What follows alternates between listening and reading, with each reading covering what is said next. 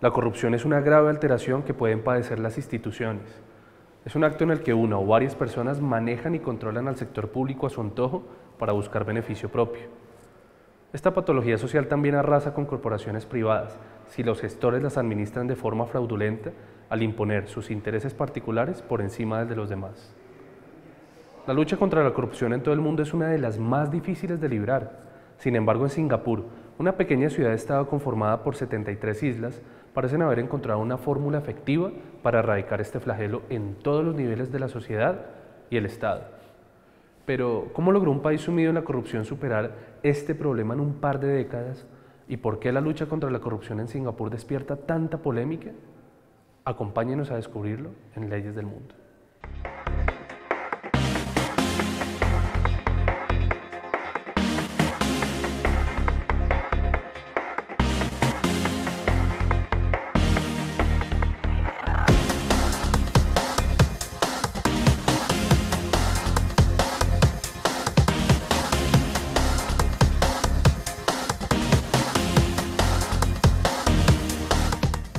La corrupción es el vicio más antiguo del mundo y uno de los que más afecta al bienestar de la sociedad. Es difícil pensar en la erradicación total de los sobornos, las comisiones, los fraudes y otras malas prácticas que agobian al mundo. Pero Singapur, un pequeño país insular en Asia, logró la erradicación de esta práctica y desde hace más de 20 años permanece en los primeros puestos del índice que mide la transparencia y buenas prácticas elaborado por Transparencia Internacional. La ciudad-estado de Singapur era conocida en toda Asia por ser epicentro de todo tipo de vicios: el crimen, el mercado negro, las malas prácticas de burócratas y de policías. Los sobornos eran tan aceptados que era normal pagar uno a cambio de ser trasladado a un hospital en ambulancia. Las irregularidades estaban normalizadas como parte de la cultura de Singapur. Lee Kuan Yew, el primer ministro de Singapur después de 1959, entendió que si la isla quería salir de la pobreza, debía diferenciarse ofreciendo una administración eficiente y segura. Así empezó la guerra abierta contra la corrupción más polémica del mundo, que ha tenido como resultado el sistema anticorrupción más efectivo del planeta. Pero ¿por qué la lucha contra la corrupción en Singapur genera polémica? ¿Y cuáles han sido las bases para que sea tan efectiva? Los invito a viajar por este país asiático para profundizar sobre sus políticas de lucha contra la corrupción.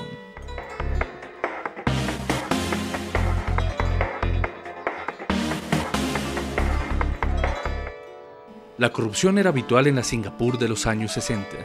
En 1959, luego de independizarse de Gran Bretaña, la ciudad-estado de Singapur era famosa por la generalización de todo tipo de vicios. La isla estaba afectada por el crimen, el mercado negro, malas prácticas de burócratas y policías. En las elecciones en las que se presentó Lee Kuan Yew en la candidatura a primer ministro, se dio prioridad a las propuestas que proponían una lucha frontal contra la corrupción. En 1954, Lee Kuan Yew fundó el Partido de Acción Popular, PAP, con el que se presentó a las elecciones legislativas en 1959. Su propuesta principal consistía en una lucha frontal y organizada contra la corrupción. Sin embargo, esta propuesta, aunque anhelada por los habitantes, encontraba numerosos opositores, aquellos que habían hecho de la corrupción su sistema de vida. I am not here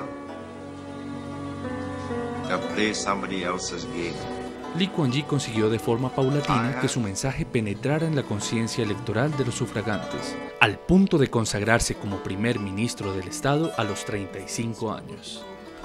Desde el principio, afirmó que el resultado de las elecciones era el triunfo del bien sobre el mal, de lo limpio frente a lo sucio, de lo justo frente a lo malvado.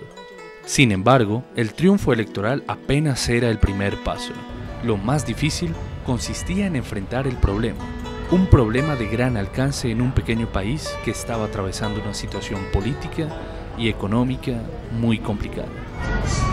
La independencia había sumido a Singapur en una pobreza absoluta. Era apenas un país más del tercer mundo. Incluso para intentar crecer más rápido, intentaron anexarse a Malasia, pero esa anexión resultó fracasada. El PIB per cápita en Singapur era inferior a $450 de hoy. El desempleo era elevado. La educación era una de las más mediocres de Asia. Lee Kuan Yew sabía que era necesario un cambio y que Singapur necesitaba atraer inversión para acelerar el crecimiento, pero solo podría hacerlo si desarrollaba instituciones de altísima calidad y confiabilidad. Su objetivo era replicar el imperio de la ley que había observado en el primer mundo durante sus años de estudio. Last year I launched CPIB's roving exhibition. El año pasado lancé una exposición itinerante del CPIB. Hay un propósito y es enfatizar la importancia de seguir manteniendo a Singapur limpio e incorrupto.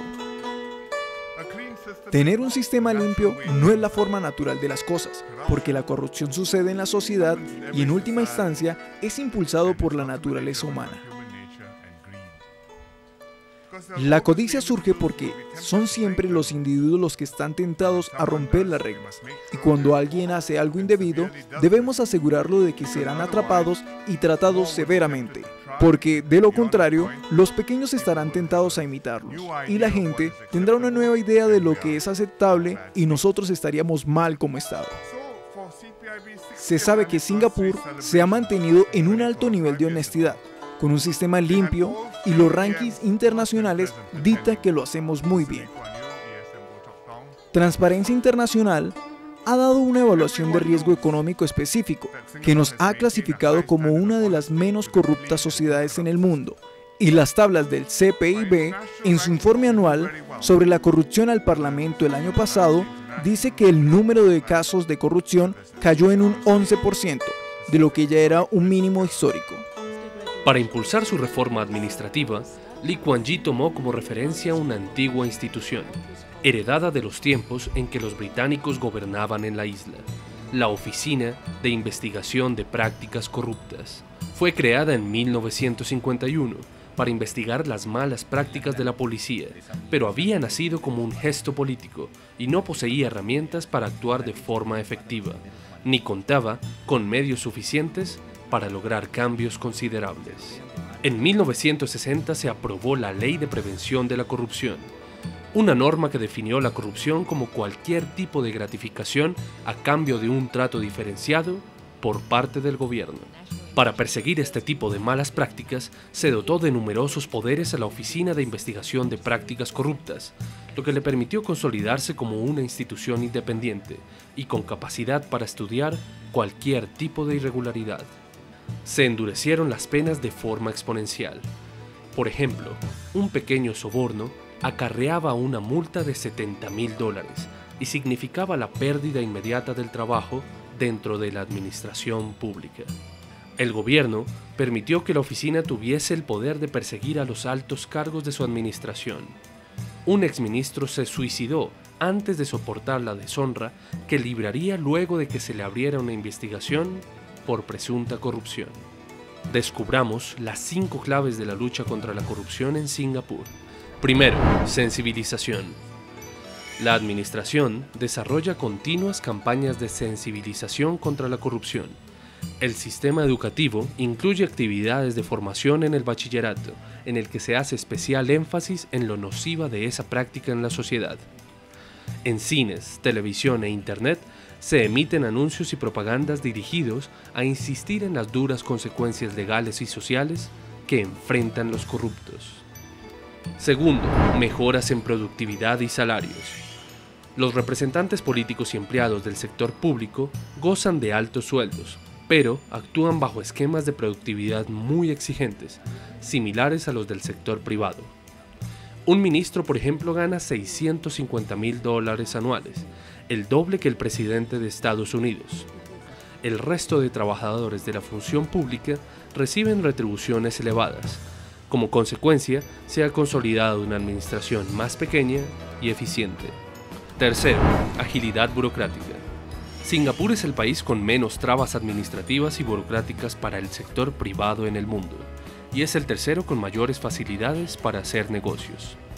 Esto ha logrado un firme crecimiento económico, que ha convertido a Singapur en el 6º país más rico del planeta. Para lograr este objetivo se recortó la burocracia y se agilizaron procesos gubernamentales, como la obtención de documentos, permisos y la creación de negocios. Cuarto, vigilancia a funcionarios. Se regularon las funciones de los empleados públicos. Por ejemplo, se definió que no pueden pedir dinero prestado a las personas con las que estuviesen relacionados laboralmente. También se puso un límite a las deudas que puedan adquirir en relación a los bienes propios. El límite contempla que la deuda no puede ser mayor a 3 veces el valor del patrimonio de la persona, lo que permite controlar los ingresos de los funcionarios. Se hizo legal el uso de información oficial para buscar ganancia personal. Se exigió que se hiciera una declaración anual de bienes y se prohibió recibir regalos o compensaciones de los ciudadanos a los que atiende el funcionario o los que tienen relación con su despacho. Quinto, cero tolerancia contra la corrupción. Se instauró el Buró de Investigación para Prácticas Corruptas, el CPIB, una entidad independiente especializada en descubrir prácticas ilegales e implementar duras sanciones contra quienes vulneran la ley. Este punto es el más polémico, pues en Singapur toda figura pública con sólidas pruebas en su contra por corrupción fue fusilada, y los empresarios corruptos corrieron con la misma suerte, a excepción de los que alcanzaron a huir del país, cuyos familiares automáticamente fueron catalogados como un potencial peligro para la nación, y sus cuentas permanecieron vigiladas por el Estado.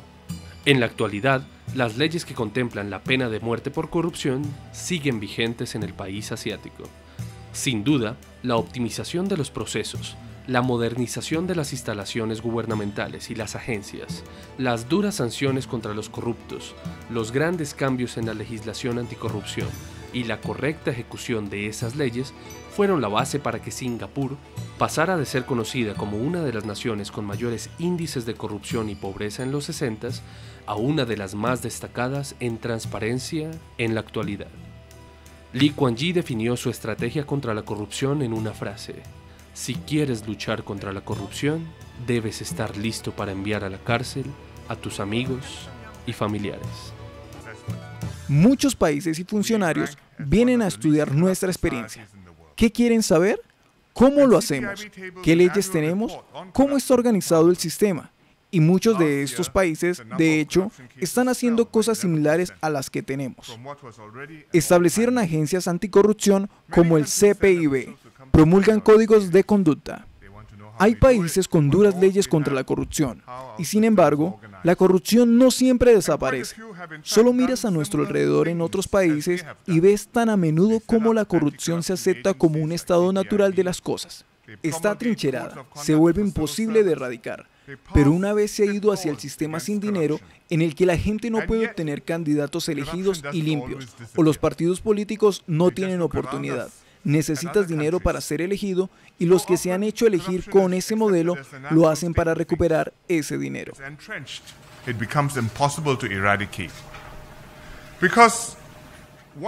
El sistema se retira solo y llega al punto donde la gente ya no se siente indignada por los funcionarios corruptos. Se resignan a la forma en que las cosas funcionan, porque creen que incluso si expulsan un lote de corruptos, los líderes que los reemplacen seguirán siendo corruptos y se comportarán exactamente igual. En contraste con nosotros en Singapur, ellos han desarrollado un sistema y una cultura que justifica las corrupciones. Los singapurenses esperan y exigen una limpieza al sistema. No toleran dar o aceptar lubricantes sociales para hacer las cosas por la gente. Creen que pueden hacerlo porque pueden trabajar duro, no porque tengan conexiones especiales o están pagando tarifas extras. Y así son las cosas. Deben ser personas que denuncien fácilmente las prácticas corruptas cuando las encuentran y confían en que la ley se aplique a todos. El gobierno hará cumplir las leyes sin temor por no favorecer a las malas prácticas de las empresas. Tengan confianza en que las reglas de Singapur se aplican de forma transparente y justa al servicio público. Tenemos oficiales profesionales, están imbuidos y formados en los valores correctos, abrazan el espíritu del servicio público y se les paga salarios justos y realistas. Son un punto de referencia en cuanto a buenas prácticas y ganancias para el sector privado.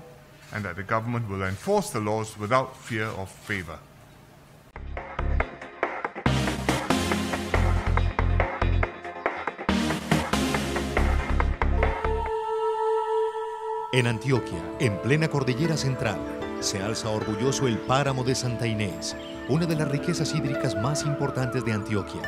Aquí en 11.100 hectáreas se produce el agua para 20 municipios del norte, occidente y valle de Aburrá.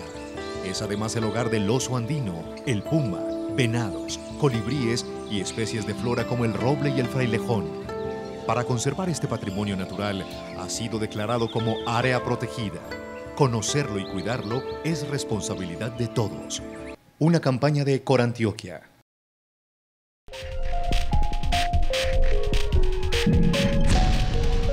Colombia, país marítimo. El 45% del territorio colombiano está representado por mar. Los océanos de biodiversidad, comercio, tecnología, industria y recreación mueven la economía del país. Con el aporte del gremio marítimo, la gente de mar y la ciudadanía, la Dirección General Marítima vela día a día por la seguridad integral marítima, la protección de la vida humana en el mar y el desarrollo científico y tecnológico de la nación. Porque juntos consolidamos nuestro país marítimo. Gobierno de Colombia.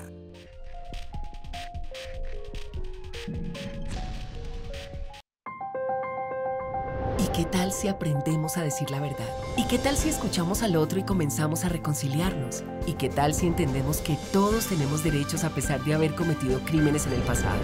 ¿Y qué tal si aprendemos a reparar los corazones y permitimos que las heridas sanen?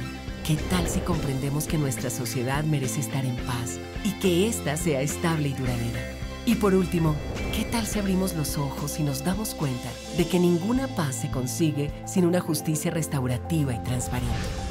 JEP, en marcha.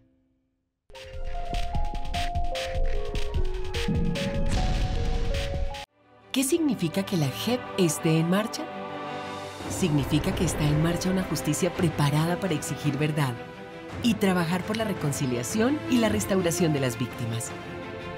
Significa que está en marcha una justicia especial, capaz de entender el momento histórico que atraviesa el país.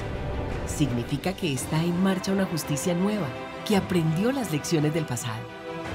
Pero ante todo, que la JEP esté en marcha, significa que somos un pueblo que sabe que la justicia es indispensable para lograr el país que todos anhelamos. JEP, en marcha.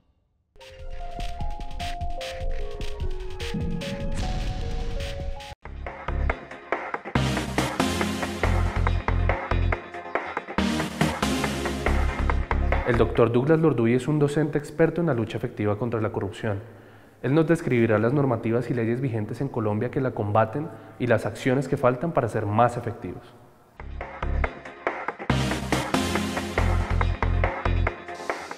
La corrupción es un fenómeno que, digamos, ha acompañado a todas las sociedades. Esto no es patrimonio de ningún grupo social en particular.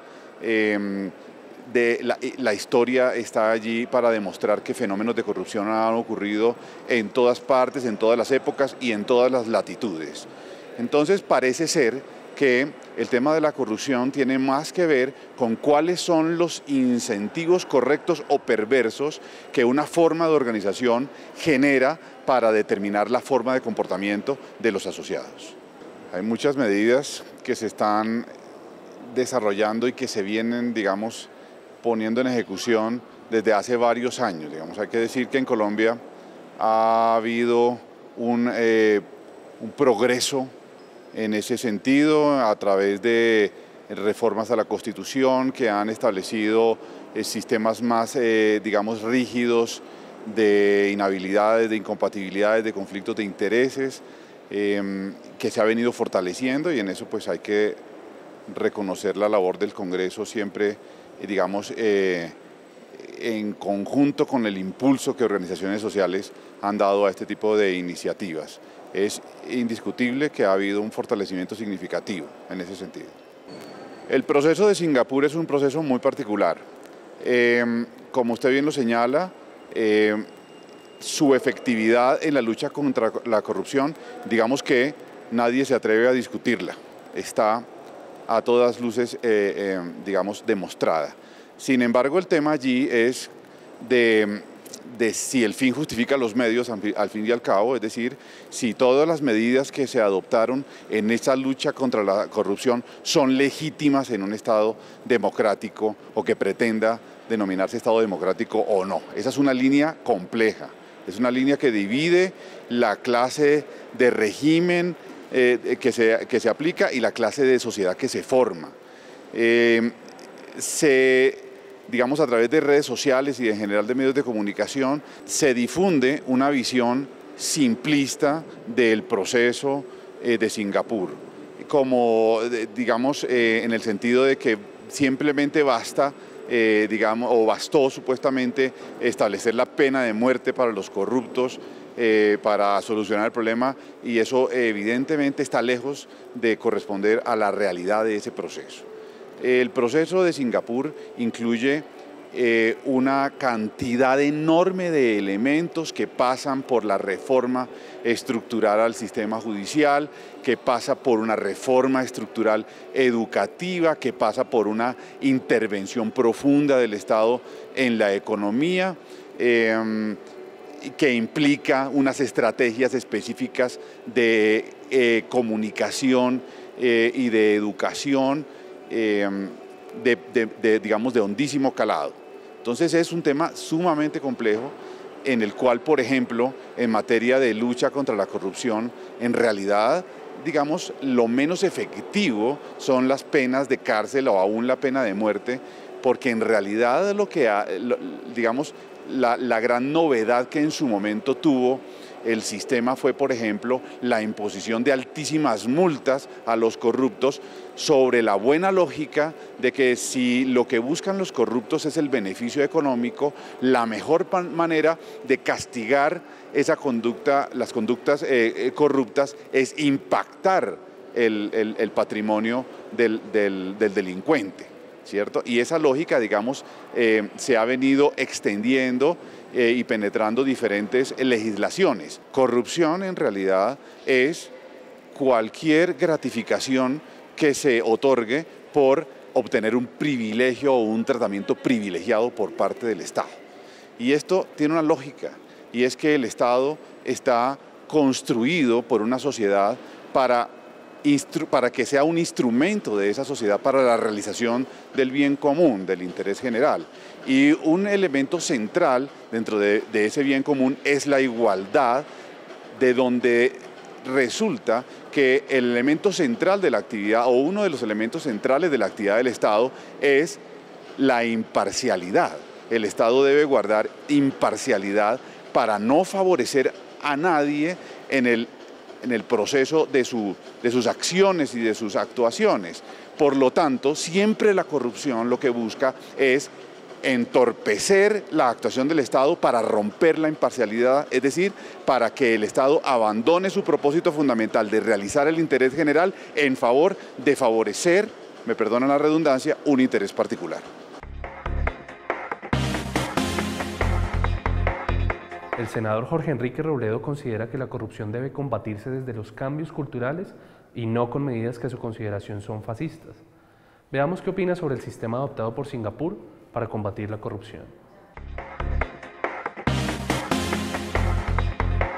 Yo medidas fascistas no respaldo, y lo que hay en Singapur es una cosa cargada de fascismo, a mi juicio. Yo eso no lo comparto de ninguna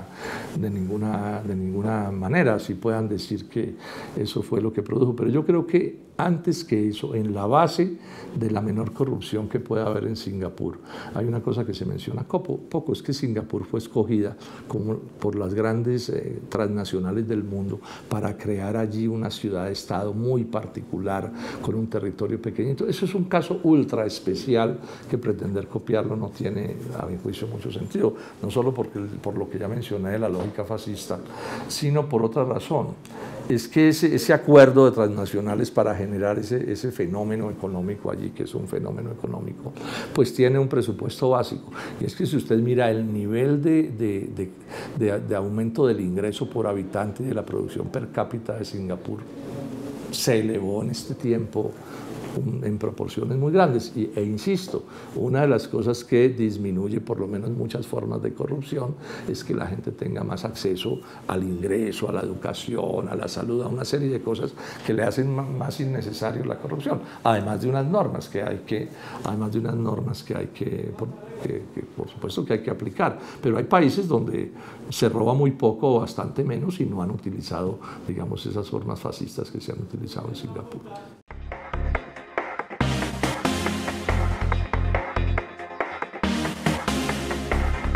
Gracias por acompañarnos en este recorrido por Singapur y sus leyes de lucha contra la corrupción. Los invitamos a interactuar en nuestras redes sociales, donde encontrarán información completa sobre políticas, iniciativas y leyes ejemplares en el mundo. Nos vemos pronto en una nueva entrega de Leyes del Mundo.